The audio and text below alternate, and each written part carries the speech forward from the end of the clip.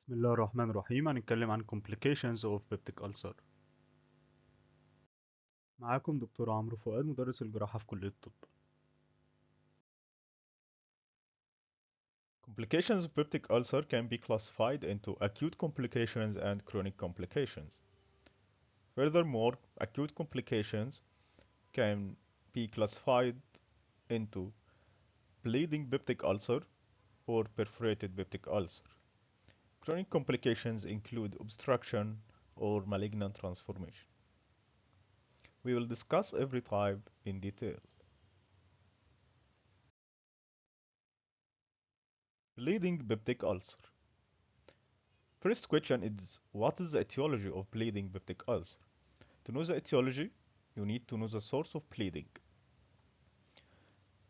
According to the amount of bleeding, it can be classified into mild bleeding, which is the most common, moderate bleeding, and severe fetal bleeding, and this is the most rare type.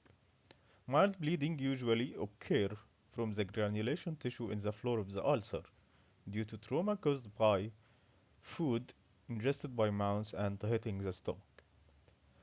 Moderate bleeding occurs due to erosion of a vessel in the base of the ulcer. And watch the difference.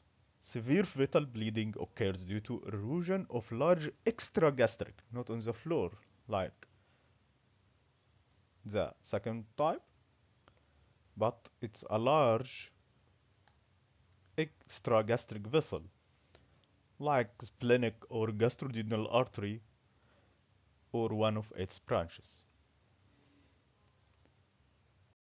Second question to know the etiology is asking about the predisposing factors. Predisposing factors for individual to develop peptic ulcer is heavy work, overstress or worry, extremities of weather, and ulcerogenic drugs like non-steroidal anti-inflammatory drugs. Incidence.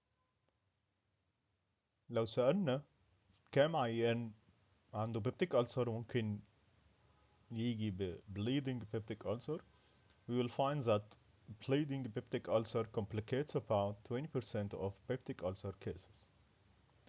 Clinical presentation. دايما عيان peptic ulcer بيكون عنده past history of dyspepsia لأن dyspepsia is a common feature of peptic ulcer. So, before this patient presents with bleeding peptic ulcer, he will give us a past history of chronic dyspepsia. Anemia is a common feature, a chronic anemia, which may be mild due to invisible bleeding, but it may be severe if this amount increases. So, when the amount of bleeding increases in moderate cases, patient may present with melena alone or with pallor. While in severe cases with more amount of bleeding, patient would show features of hypovolemic shock, which are pallor, sweating, and faintness. The most important features are hematemesis, past history of hematemesis or ongoing hematemesis, and melena. وهنا لازم نعرف الفرق بين hematemesis and melena. Hematemesis means vomiting of coffee ground material or bright red blood, while melena means passage of black tarry offensive stool. العيان هيقول إن كان عنده vomiting سواء كان لونه bright red أو coffee ground، وهيقول إن لون الستول غير وكان black.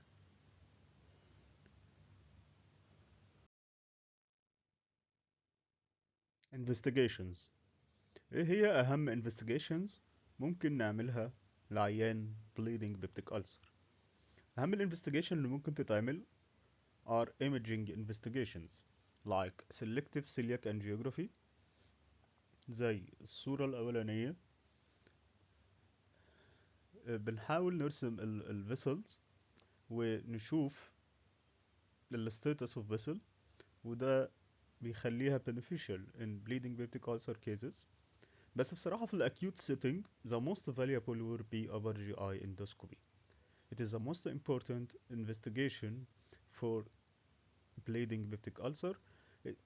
زي في الصورة هنا احنا شايفين spurter from the base of the ulcer in the wall of the stomach, and it may have additional therapeutic value in dealing with the source of bleeding. Differential diagnosis. Bleeding peptic ulcer should be differentiated from other causes of upper GIT bleeding like esophageal varices and bleeding esophageal carcinoma, and this will be discussed later. Treatment. عيان bleeding peptic ulcer لازم نبدأ معاه conservative treatment لأن في الغالب ده بيكون كافي وممكن ما تحتاجش more intervention. Lines of conservative treatment include resuscitation, nasogastric tube, drugs and observation. العيان هيتعمل له resuscitation عن طريق انك تديله IV fluids، تديله blood transfusion بدل اللي اتفقد في الهيماتيمسيس والميلينا، وتديله coagulant drugs زي الفيتامين كي. تاني حاجة nasogastric tube. انت لما تركب العيان ده رايل انت ممكن تأسس البليدنج. الرايل بتعمل سكشن وبالتالي بتقلل احتماليات الانكفالوباثي. تاني حاجة عن طريق الرايل انت ممكن تحقن ايس كولد سلاين، وده في الغالب بيساعد to arrest the bleeding and prepare for endoscopy. لازم تدي العيان ده drugs for peptic ulcer like intravenous H2 receptor blockers، وبتديله antibiotics to guard against infections. Observation. This patient is a critical patient, so it needs close monitoring of vital signs, urine output, central venous pressure, and the amount of bleeding. لو العيان اتدهور منك في أي وقت أنت هتكون محتاج further step. العيان ضغطه وقع مرة واحدة، CVP بتاعه وقع، مفيش urine output or very low amount أو severe amount of bleeding, so this patient is not responding for conservative treatment ولازم تفكر في ال other line. تاني حاجة لو العيان ده ما استجابش للconservative treatment انت محتاج تعمل upper GI endoscopy. عن طريق ال upper GI endoscopy انت هتقدر تعرف مكان الألسر، تتأكد انها cause of bleeding، وممكن تعمل endoscopic coagulation of the bleeding ulcer by argon laser or its injection with adrenaline or histoacrylate. في الأيام الأخيرة بدأنا نعمل selective infusion للبليدنج vessel، طبعا guided by angiography by gel foam embolization، وده بيقفل البليدنج ارتري وبيساعد في انه يقلل البليدنج بصورة كبيرة. اخر حاجة بنلجأ لها في عيان bleeding peptic ulcer هي surgical treatment. طيب امتى محتاجين نتدخل جراحيا في عيان bleeding peptic ulcer؟ اول حاجة failure of conservative treatment، persistent or massive recurrent hemorrhage at hospital. انت حاولت تعمل كل حاجة، حاولت بالconservative treatment، عملت عيان resuscitation، خد الفلويدز والبلاد اللي محتاجها، عملت upper GI endoscopy، ولكن في persistent or massive hemorrhage. تاني حاجة لو انت احتجت انك تنقل blood more than 4 to 6 units في خلال 24 ساعة، وده بالرغم برضو من ان انت حاولت انك تأرست البليدنج عن طريق الاندوسكوبي. This frequent need for blood transfusion is indication for surgical treatment. تالت حاجة lack of availability of a therapeutic endoscopist or lack of availability of blood for transfusion. طبعا ده هيكون في remote areas. Many or most of tertiary hospitals now have a facilities of therapeutic endoscopy and blood transfusion is available. لو العيان ده انت دخل لتاني او تالت مرة، so كل المحاولات اللي انت عملتها in previous admissions were insufficient, so this you should keep in mind that this patient may need surgical intervention. 5. Concurrent indications for surgery such as perforation or obstruction. هنا بنتكلم عن عيان presenting with bleeding peptic ulcer، بس وانت بتعمل investigations تانية اكتشفت ان في complication تانية زي perforation او obstruction، وبالتالي ده هيكون محتاج انك تتدخل. 6.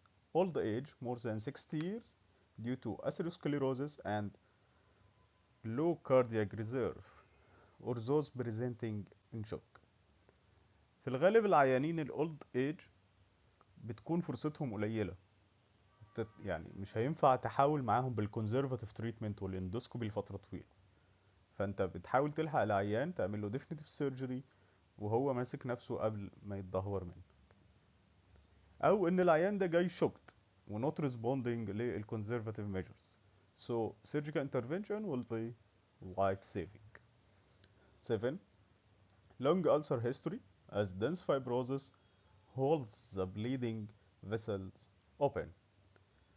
في الغالب العيانين اللي ما بتستجيبش دي بيكون بيشتكوا من الألسر من فترة طويلة وخد كل أنواع العلاج الممكن، وده نتيجة إن الفايبروزس بيخلي إن يحصل كونتراكشن للبليدنج فيسلز قليل جدا، أو إن يحصل كنترول على البليدنج فيسلز عن طريق الاندوسكوبي والأذر ميجرز، دي بتكون فرصته قليلة وبالتالي ده indication for surgical treatment.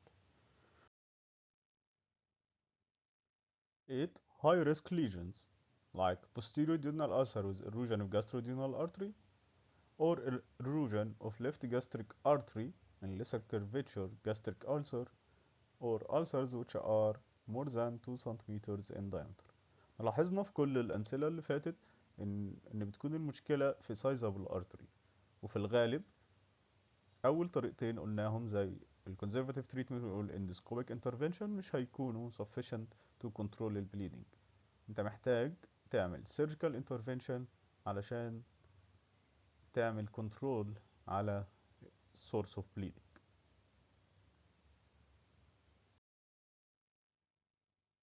How can we treat bleeding peptic ulcer surgically?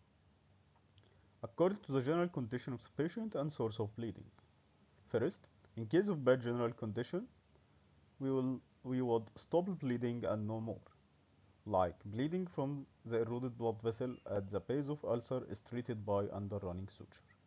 يبقى لو العيان حالته مش مستقرة انت هتحتاج تعمل مانوفر in short duration لمجرد انك توقف البليدنج، بس مش هتعمل definitive surgery لان حالة المريض والوقت مش هيسمح لك انك تاخد long operative time.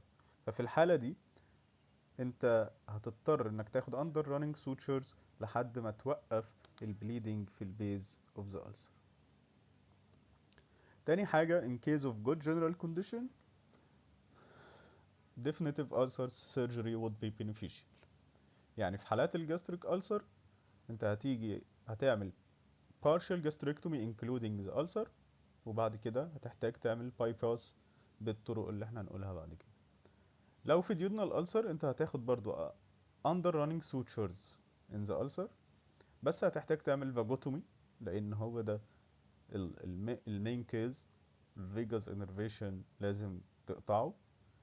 وللاسف ان احنا لما بنعمل truncal vagotomy يعني لما بنقطع الفيجاس at a higher level بنكون محتاج drainage operation. يعني ايه؟ يعني انت قطعت الانرفيشن بتاع البايلورس، فمش هيحصل ان البايلورس هيشتغل بصورة طبيعية، فانت لازم تعمل درينج بصورة او اخرى علشان العيان ده ما يحصلش ستيزس ويحصل اوبستراكشن والقايم مش هيعدي من الاستومك للسمول انتستين، فبالتالي انت محتاج تعمل درينج اوبريشن. من اشهر الدرينج اوبريشن هي البايلوروبلاستي. البايلوروبلاستي ده بنعمل ترانسفيرز انسيجن في البايلورس then we will close longitudinally، ودي طريقة مشهورة انك توسع any luminal structure. Prognosis. The prognostic factors. The prognostic factors for bleeding peptic ulcer patients are 1. Age of the patient, 2. Amount of bleeding, 3. Time factor, 4. Frequency.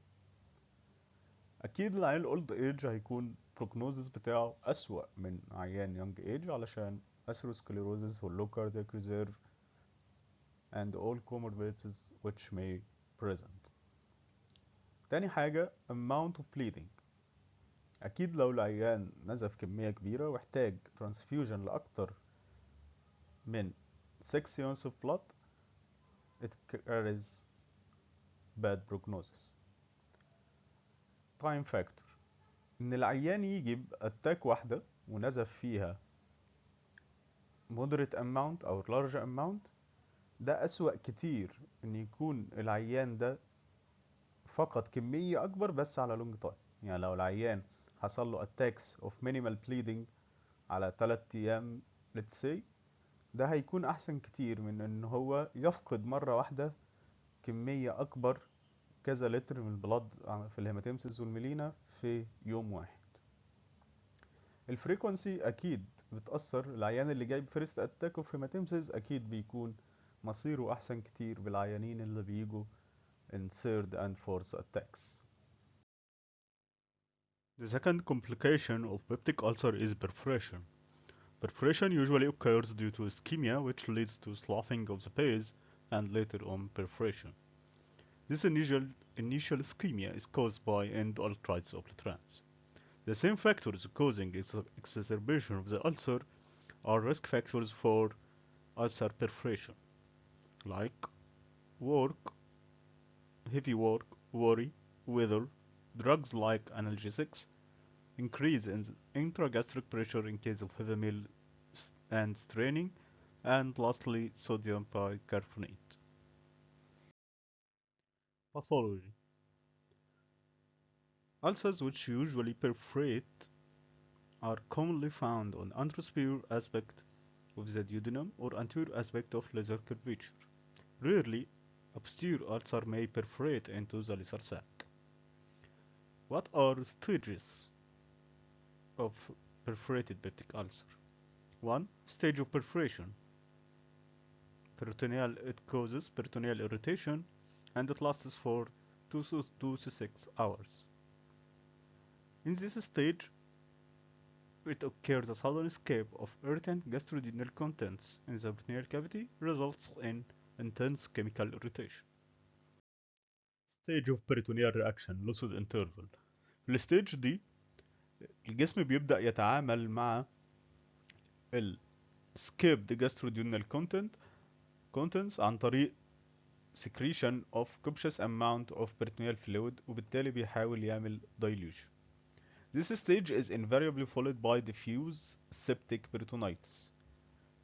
بعد ما المريض بيعدي باللوسيد انترفال بيحصل diffuse septic peritonitis لو ما حصلش dealing بصورة سريعة مع البرفوريشن. Length of this stage depends upon many factors زي size of perforation and fullness of the stomach. يعني lucid interval تطول أو تقصر على حسب size of perforation. لو perforation قليل بالتالي lucid interval هتكون طويلة، والعكس لو perforation كبير lucid interval هتكون قصيرة. fullness of the stomach لأن ده بيحدد ال amount of escaped gastroduodenal contents.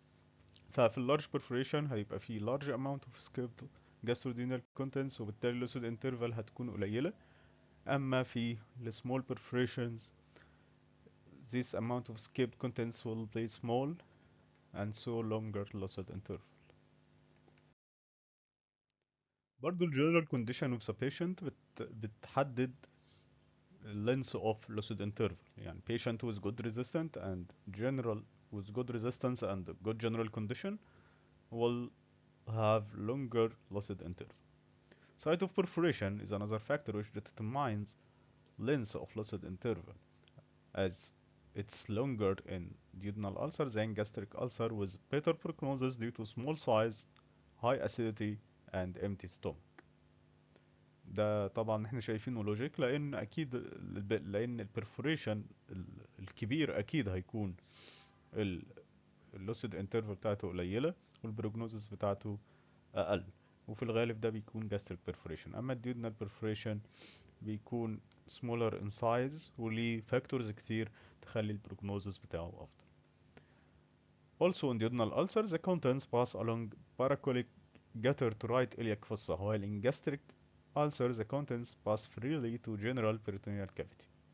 يعني نقدر نقول ان duodenal ulcer هترمي في بوكيت صغيرة، وبالتالي هيبقى localized peritonitis، ده على حسب الاناتوميكال سايت. اما في الجاستريك ulcer الكونتس can pass to peritoneal cavity as a whole، وبالتالي البريتونيتس هيكون أعنف والبروجنوزس هيكون أسوأ and زي ما قلنا shorter lucid interval. بعد كده stage of diffuse bacterial peritonitis or septic peritonitis، ودي بتحصل لما body resistant fails، بيحصل diffuse purulent inflammation، خلاص الجسم ما عادش قادر ان هو يواجه this sepsis، فبيحصل diffuse inflammation. Incidence of perforated peptic ulcer. It complicates about 10 to 20% of peptic ulcer cases. It's common in middle age, from 40 to 60 years, male individuals. Clinical presentation. زي ما قلنا ان الألسر dyspepsia is a common feature for peptic ulcer, so our patient would give us a history of chronic ulcer dyspepsia which is positive in about 75% of cases. على حسب الستيج هيكون الكلينيكال picture. في الأول sudden severe agonizing pain appears in the epigastrium. Patient may pass in shock with pallor, sweating, subnormal temperature and tachycardia. و abdominal examination هنحس board like rigidity.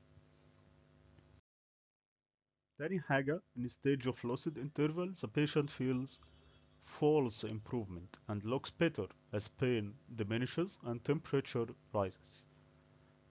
But tenderness and rigidity persist. Masked hepatic dullness by skipped gas may be detected. يعني في جاز بيكون طالع من البرفوريشن، فالنورمال هيباتيك dullness اللي احنا بنحسها النورمال individual would be masked and replaced by resonant area. Shifting dullness may be elicited، وده طبعا نتيجة الفلويد which has escaped into peritoneal cavity. In a stage of diffuse septic peritonitis, which occurs 6 hours later, the pain returns, which is severe in character, with fever, tachycardia, and repeated vomiting. هيكون في marked abdominal distension and rigidity and rebound tenderness. Abdominal distension with shifting dullness will continue. This is by percussion, and by auscultation, intestinal sound would disappear. It would be a dead silent abdomen. Investigations. First, laboratory investigations like CBC will show leukocytosis, rise of white blood cells. Imaging, plain X-ray of the abdomen or better chest X-ray in erect position will show gas under diaphragm as in this picture. Is the black opacity here is gas under diaphragm. And here this is a normal chest X-ray with no gas under diaphragm. In negative cases, insufflation of 400 milli air through nasogastric tube may render them positive.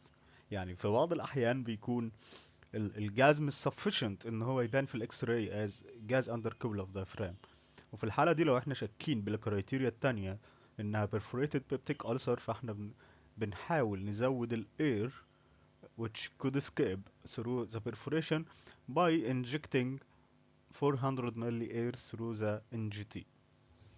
If the patient can't stand, X-ray may be taken in the left lateral position and it will show gas in the axilla.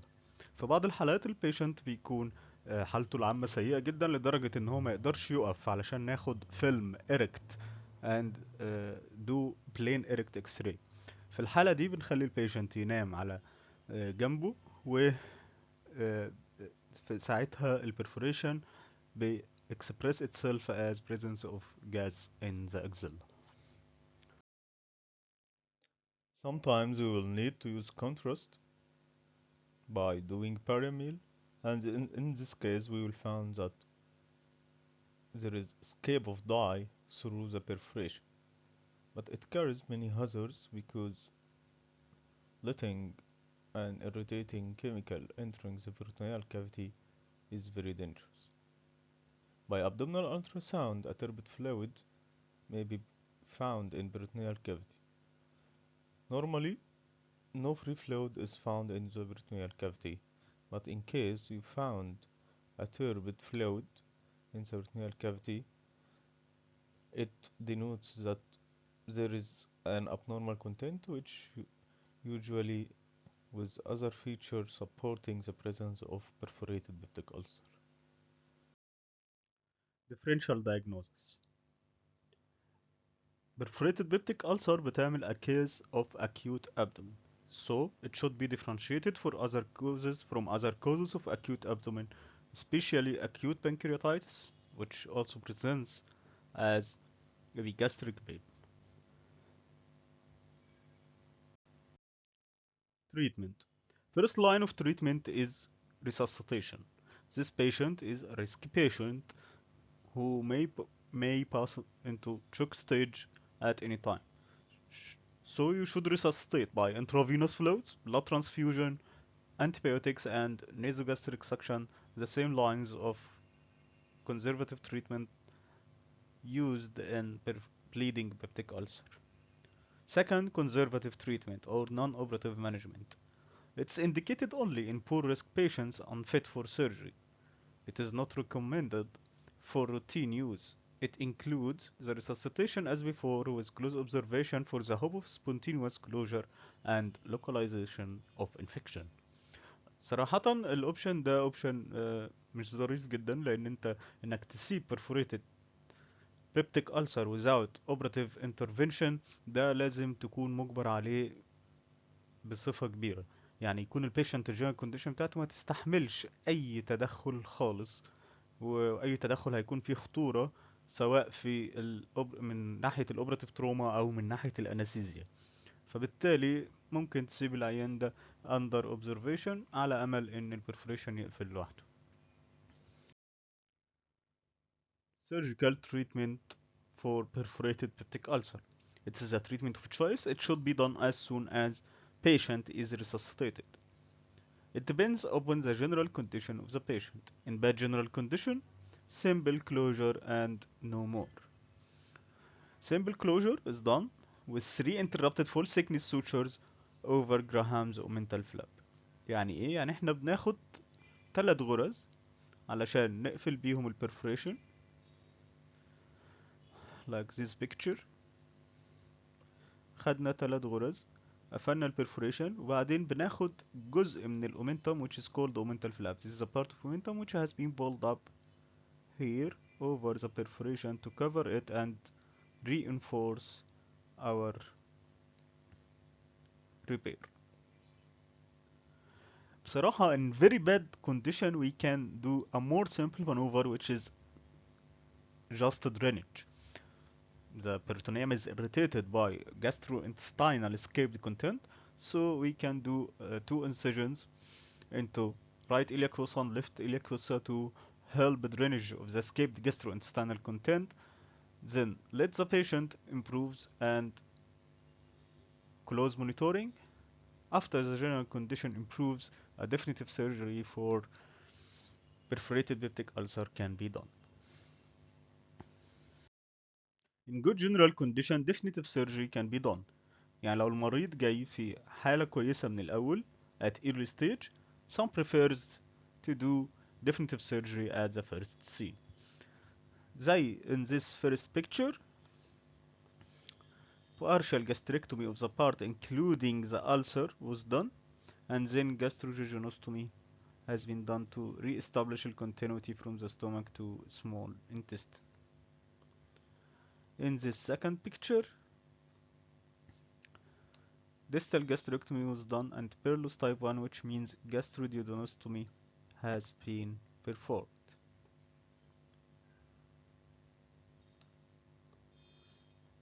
In this last picture, it's a Perlos type 2, which means distal gastrectomy and gastrojejunostomy instead of gastroduodenostomy in this picture. Prognosis of perforated peptic ulcer. The mortality rate is about 15%.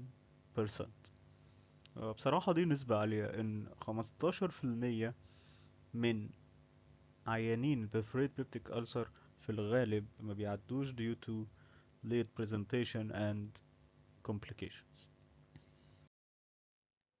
The third complication of peptic ulcer is chronic obstruction.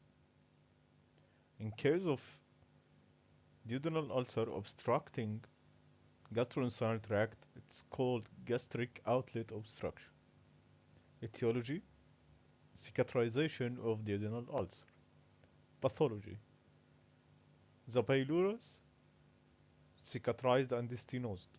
نلاقي البايلورس فيه fibrosis وهيكون أضيق من الطبيعي.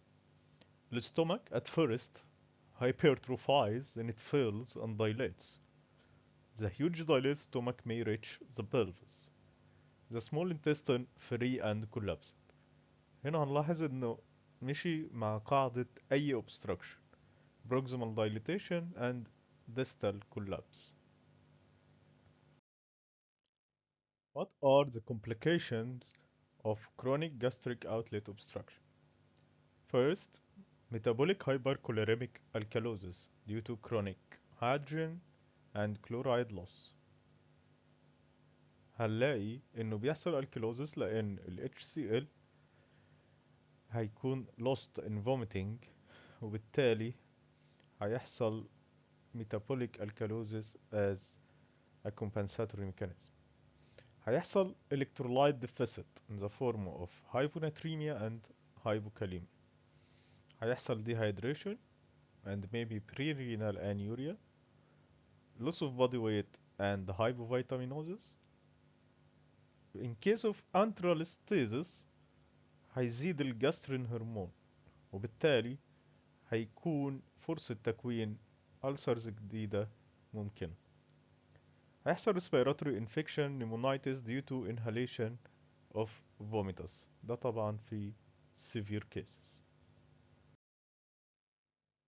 clinical presentation زي ما قلنا في كل types of complications إن في history of chronic ulcerative dyspepsia in almost all cases. Epigastric distension occurs especially after meal. ده طبعا نتيجة الobstruction. Vomiting occurs with the following criteria. It would be projectile, not bile stained لأن الobstruction above the level of cone bile duct insertion into duodenum. It would be foul odor, contains old food which is gastric content, and relief occurs after vomiting.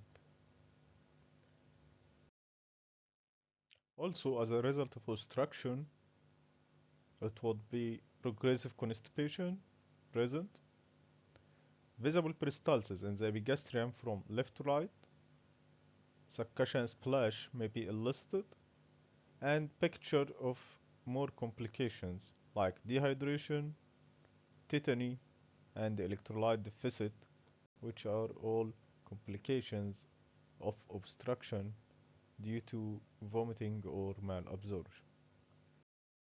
What are the proper investigations which could be done in case of chronic gastric outlet obstruction? First, saline load test. In this test, 700 millimeter of saline is infused through Ryle's tube. After 30 minutes, if more than 350 milli is aspirated, so obstruction is diagnosed. It is useful for follow-up.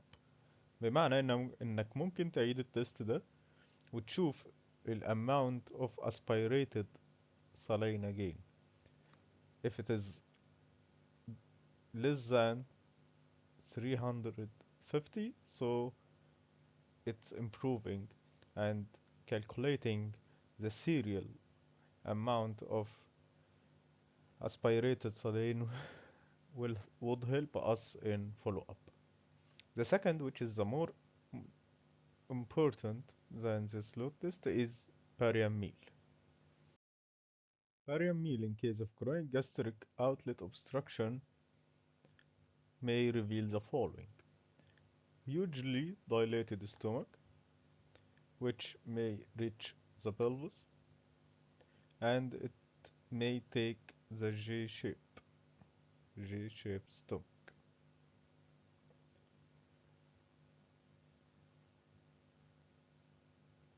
Let's erase. The second finding may be a fluid level in the stomach, giving soup plate appearance. It is characteristic for obstruction. This is the air fluid level found. We will erase again to show another finding for barium meal. Delayed evacuation of barium is also characteristic of chronic gastric outlet obstruction, and remnants of barium may still in the stomach after 24 hours. This is the level of obstruction, so evacuation of barium would be delayed from here to here.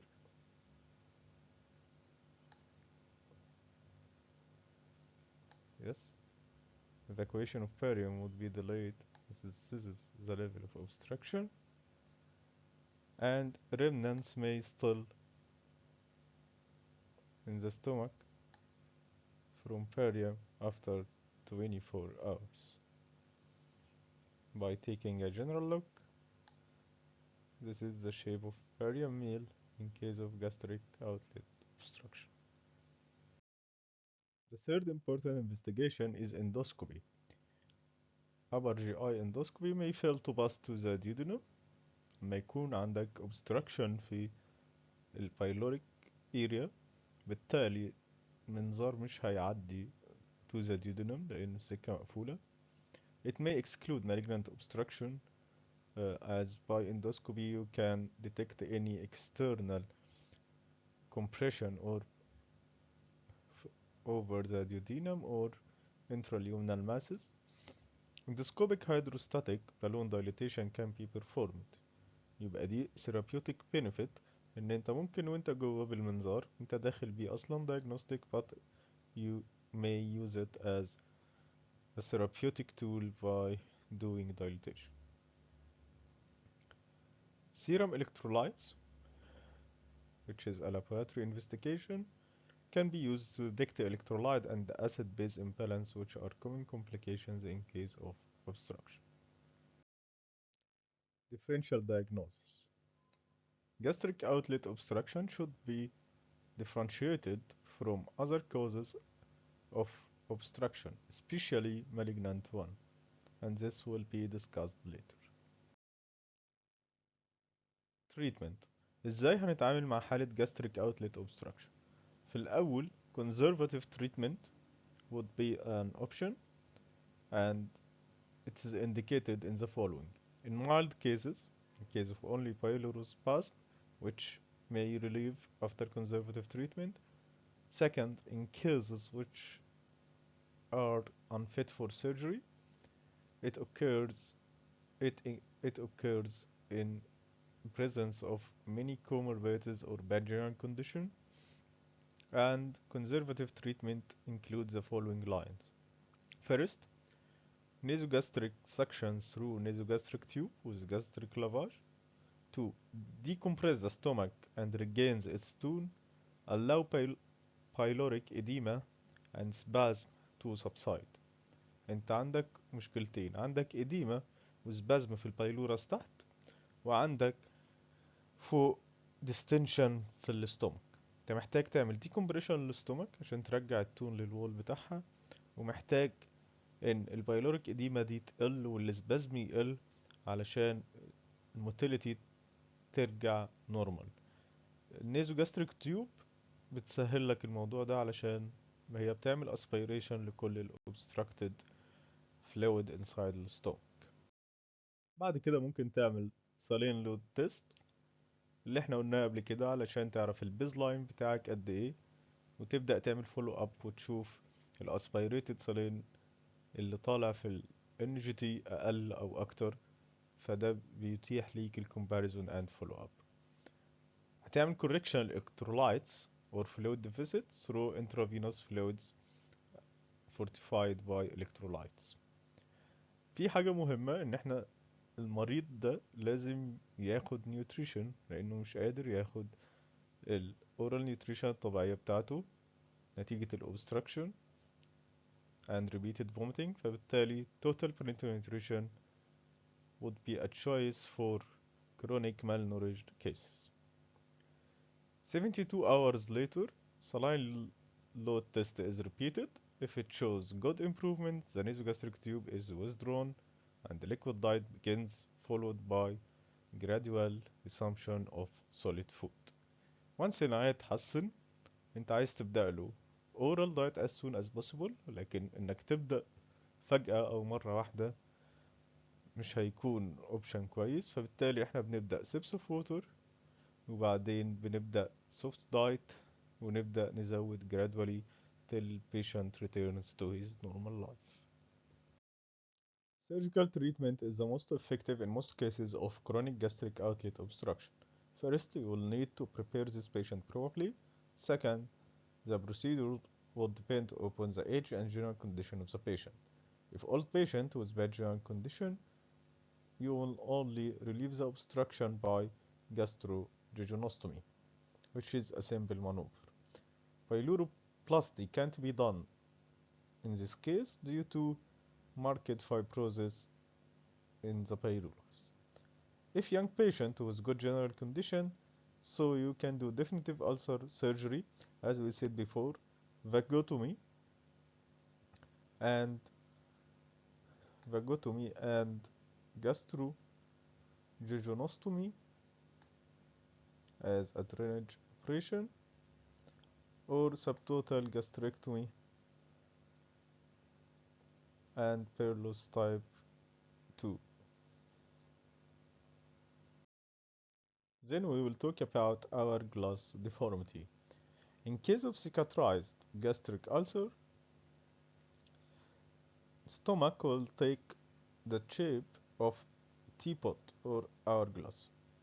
This is the level of ulcer, and this is the hourglass stomach by presence of proximal pouch and distal pouch. So let's erase all this.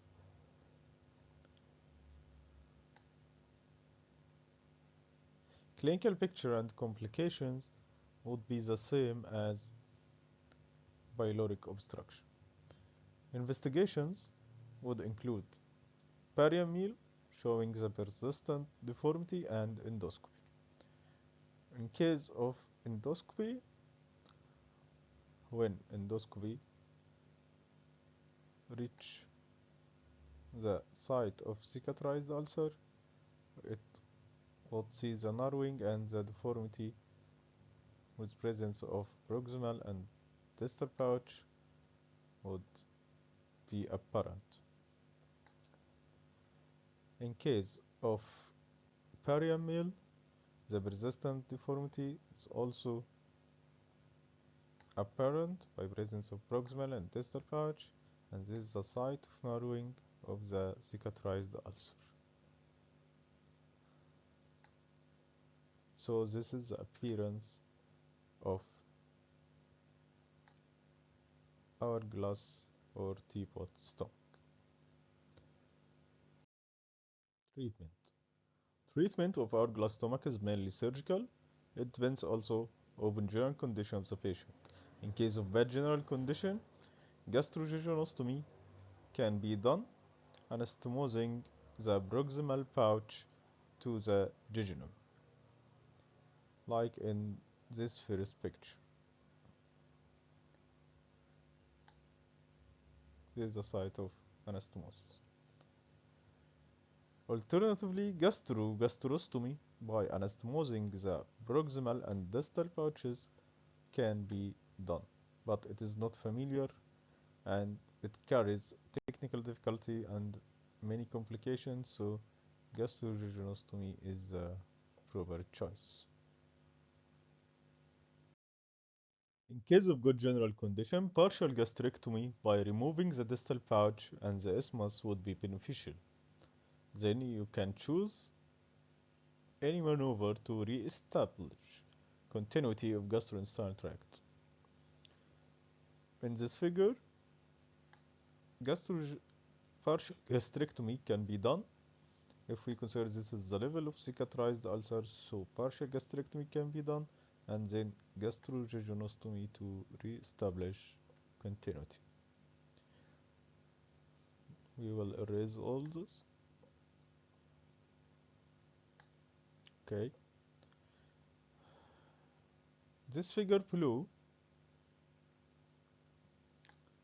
shows another types of re-establishing continuity by Perlos type 1, which means gastroduodenostomy after partial gastrectomy, or Perlos type 2, which is gastrojejunostomy.